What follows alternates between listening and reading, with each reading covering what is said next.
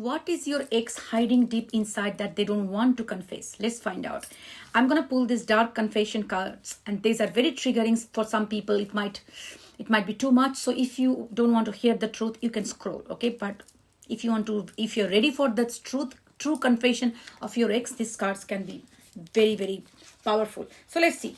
But it's a collective reading. It might not resonate with all of you. Just a moment, the light adjustment. Okay. So if you want to book a paid private reading, you can email me at divinemothersguidance@gmail.com.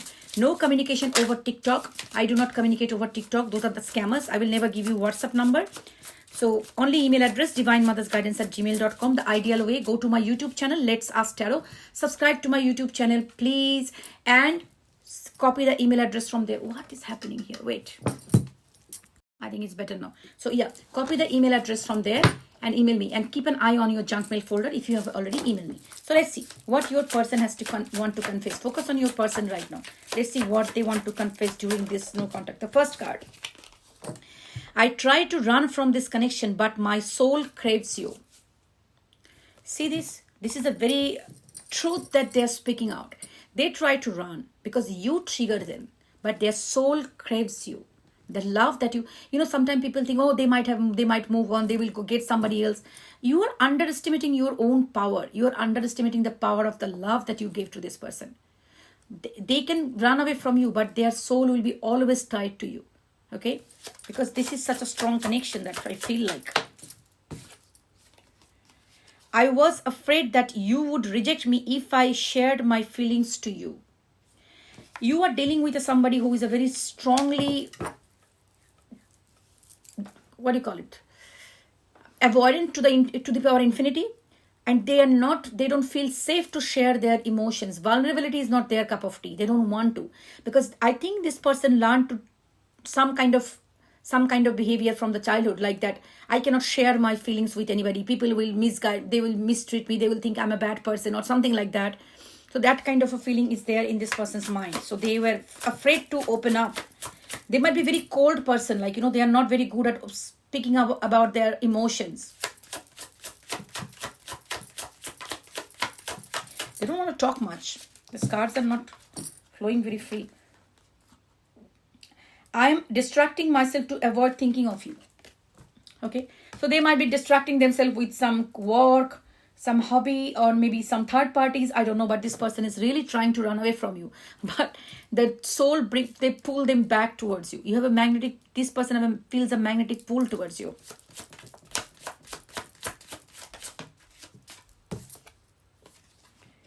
We are living two separate lives. So it feels like somewhere in some kind of way, your values are not aligned. You have some different set of values or things, or it can be a societal problems, they might be married, you might be married, that kind of situation that separates you. It's really hard to come under one conclusion, that kind of a thing. I pushed you away because I do not want the responsibility. Okay, that can be another factor. Maybe you wanted to get this relationship to go for a higher level commitment, or you might have asked for commitment or something like that. This person didn't want to give you the commitment, so they ran away. Specifically for the avoidance, if you ask them that you need to give me consistent communication or marriage or things like let's move in together, those kind of things, if you tell them, they get freaked out. They feel like I'm losing the control. You are taking control over my life. Okay, this is scary. I cannot deal with this. So they run.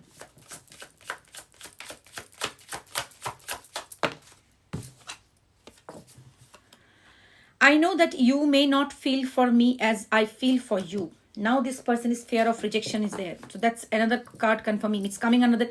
I'm afraid that you would reject me if I shared my feelings to you. And underneath that, I know that you may not feel for me as I feel for you. It can be that this person wanted to reach out to you, but they have a fear of rejection, that because they're afraid that you moved on and you don't want them anymore. That is actually holding them back. But now listen, after listening to this video, don't post a soft story on your story. Hang on there, okay? Immediate, oh no, Didi said they need a sign, so maybe I'll give them a little bit of signal. Please, don't do it. Don't do it.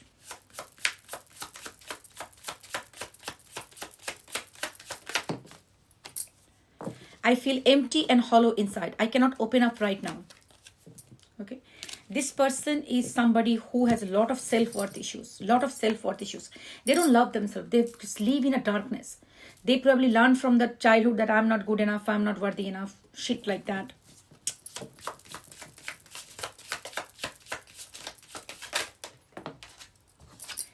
Rejecting you was protecting myself. I was being selfish. What he or she was protecting. Rejecting you was easy.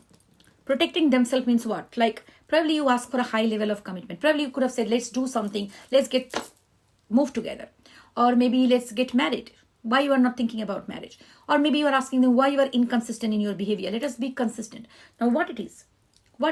So being consistent, being in a committed relationship is facing the deepest, darkest fear of them, because they don't believe that they are worthy of those things.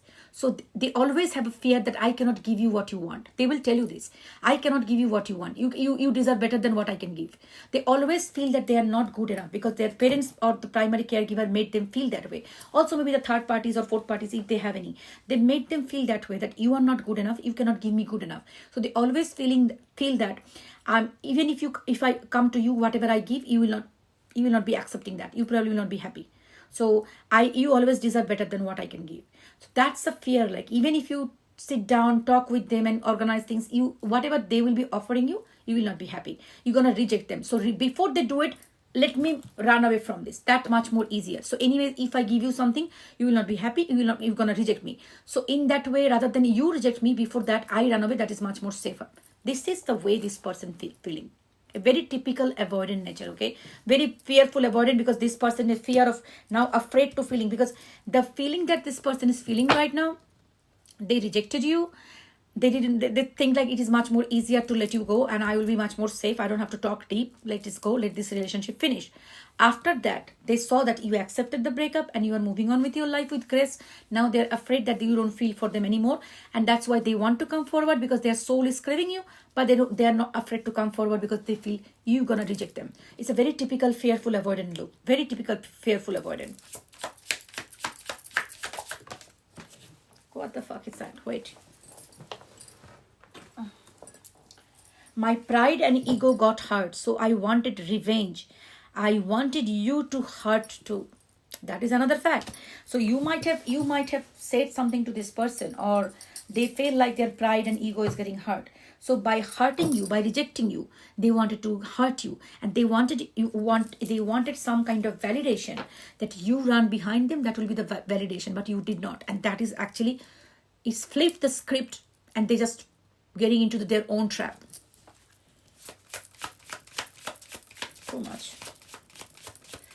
So much of darkness.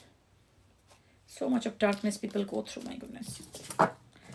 I feel abandoned by you and it is triggering my childhood traumas. Fuck it. Typical fearful avoidant. Now what happened with the fearful avoidant? They will reject you. They will ghost you. Okay? Now their expectation is you will know them better than anybody else. You see me for such a long time. You should be knowing what I'm feeling.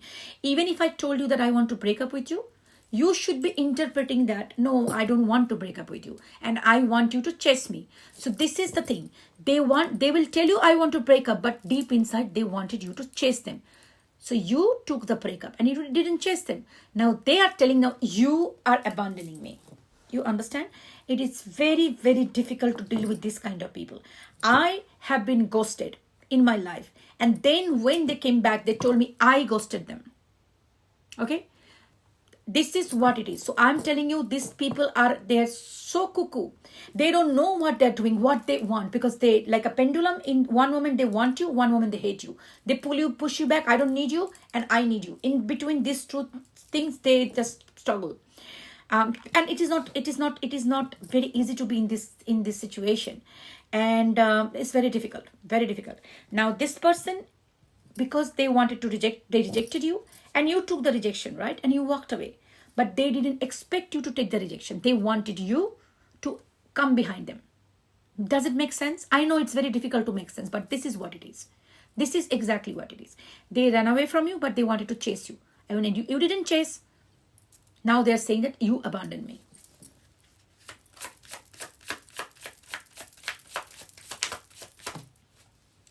I'll go with this through 3 cards. I feel alone in the dark. Where is my light? This person may be with other people. They feel very, very alone. This is a person who normally is not very good with opening up with other people. Probably you are the only person who could come so close to this person. They probably opened up with you so much they never ever did to anybody else.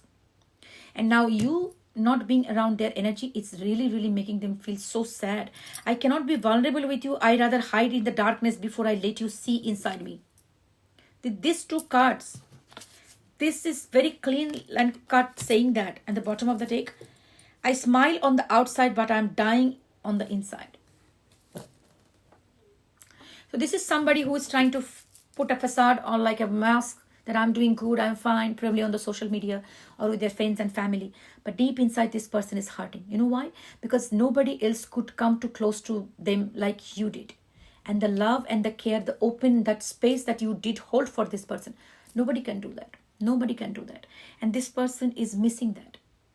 Because for these fearful, avoidant people, it's very difficult to trust other people. Very difficult. But if they trust somebody, they expect, they put a huge expectation on you. I know for you it is very unfair. They put a huge expectation on you. Trust me, I have been there in the receiving end of the story. By the way, I just face so many things in my life that everybody comes to me somewhere or the other in my life. I get connected to that.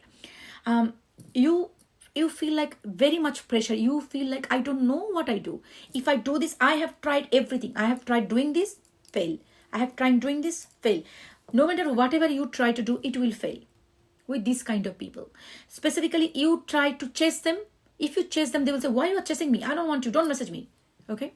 Why didn't, if they ghost you, after 2-3 days, you message them. They said, why didn't you message me in the first day? Okay.